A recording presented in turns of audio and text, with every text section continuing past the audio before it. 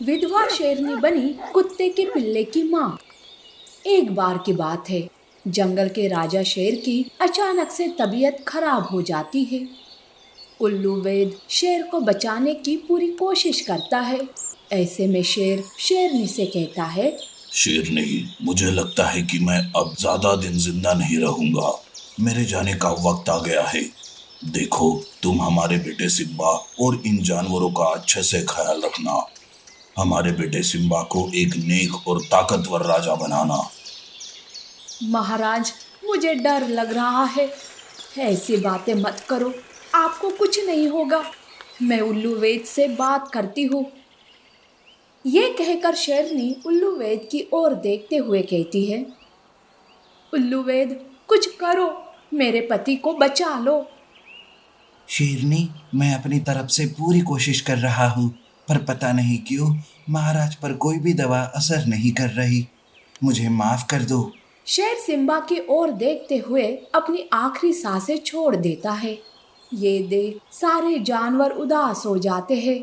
शेरनी फूट फूट कर रोने लगती है। शेरनी, संभालो अपने आप को, होने को कौन टाल सकता है भला। अब तुम्हें सिम्बा के खातिर अपने आप को संभालना होगा।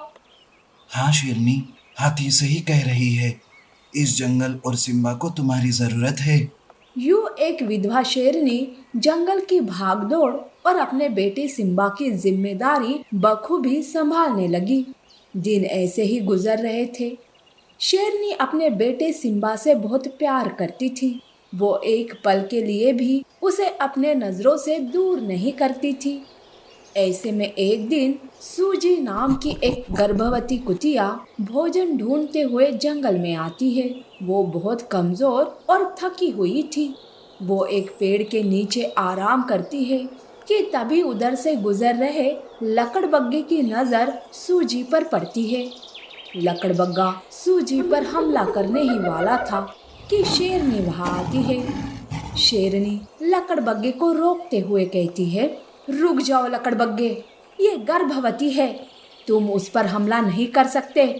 ये जंगल के कानून के खिलाफ है। अरे, ये तो हमारे जंगल की नहीं है, तो फिर इसका शिकार करने में हर्ज ही क्या है?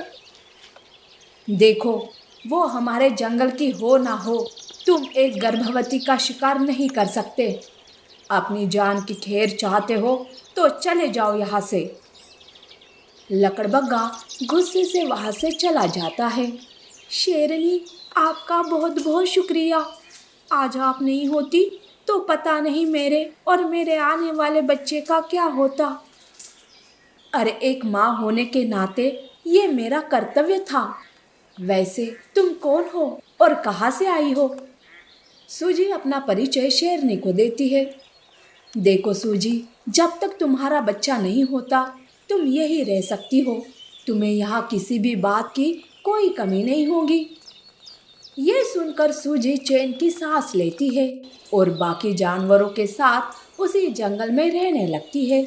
सूजी बहुत जल्द दूसरे जानवरों के साथ घुल मिल जाती है और आखिरकार वो दिन आ ही जाता है जब सूजी प्यारे से दो बच्चों को जन्म देती है। सूजी अपने बच्चों को देखकर बहुत खुश थी। शेरनी और बाकी के जानवर सूजी को बधाई देते हैं। शेरनी, मैं आप सबकी बहुत आभारी हूँ। आप लोगों ने मेरा बहुत ख्याल रखा। आप सबका बहुत बहुत धन्यवाद। यूँ शेरनी और बाकी के जानवर वहाँ से चले जाते हैं। दिन यूं ही बीत रहे थे। एक दिन सिम्बा बाकी बच्चों के साथ खेलते खेलते जंगल में काफी दूर चला जाता है। वो रास्ता भटक चुका था। इधर शेरनी सिम्बा को न पाकर बहुत परेशान हो रही थी। सारे जानवर सिम्बा को ढूंढने लगते हैं। वहीं दूसरी ओर सिम्बा अपनी माँ को पुकार रहा था। माँ, माँ कहाँ हो आप? मुझे बहुत डर लग रहा है माँ। सिम्बा बहुत डरा हुआ था। रात होने को आ रही थी कि तभी उधर से गुजर रहे लकड़बग्गे की नजर सिम्बा पर पड़ती है। ये वही लकड़बग्गा है जिसने सूजी का शिकार करना चाहा था। शेरनी का बच्चा, वो भी अकेला। इसकी माँ ने मेरी बहुत ही बेइज्जती की है। अब मैं इसका शिकार करूंगा। बड़ा मजा आएगा। एक तीर और दो निशान। एक तो मेरा भोजन का इंतजाम हो जाएगा और दूसरा इसकी माँ से मेरा इंतकाम। लकड़बग्गे को देख सिम्बा डर जाता है और वो रोने लगता है। अरे बिल्ले, आज तेरा शिकार करने में मुझे बड़ा मजा आएगा। लकड़बग्गा सिम्बा पर हमला करने ही वाला था कि सूजी वहां आती है। वो भागते हुए आकर सिम्बा को वहां से हटा देती है। लकड़बग्गे का हमला चूक जाता है। बेटा सिम्बा, भागो यहाँ से। अरे ओ सूजी, तेरी ये मजाल कि तू मेरे शिकार के बीच में आ गई। इससे पहले तू तो बच गई, पर अब नहीं। मैं तुझे और इस सिम्बा दोनों को नहीं छोड़ूंगा। तब सूजी भागते हुए कहती है, अरे ओ लकड़बग्गे, लगता है तू पागल हो गया है। रुक जा, अगर शेरनी को पता चला तो वो तुझे जान से मार डालेगी। अरे तुम मुझसे बचोगी तो शेरनी को पता चलेगा ना। मैं तुम दोनों का शिकार कर दूंगा। सूजी भागते भागते एक पत्थर से टकराती है और वो वहीं गिर जाती है। ये देख सिम्बा सूजी को उठाने की कोशिश करता है। बेटा, राक्षस हमारे करीब है। इससे पहले कि वो और करीब आए, तुम जल्दी से यहाँ से भाग जाओ। मैं उसे रोकती हूँ। पर आप देखो, जल्दी करो, वो राक्षस हमारे करीब है। सिम्बा वहाँ से भाग जाता है। लकड़बग्गा सूजी के पास आता है।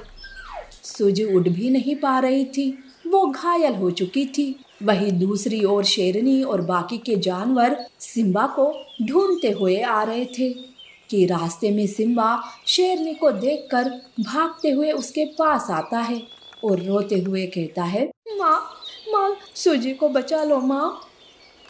बेटा रो मत, बताओ क्या हुआ है, क्या बात है, बताओ बेटा। सिम्बा सारी बात शेरनी को बताता है।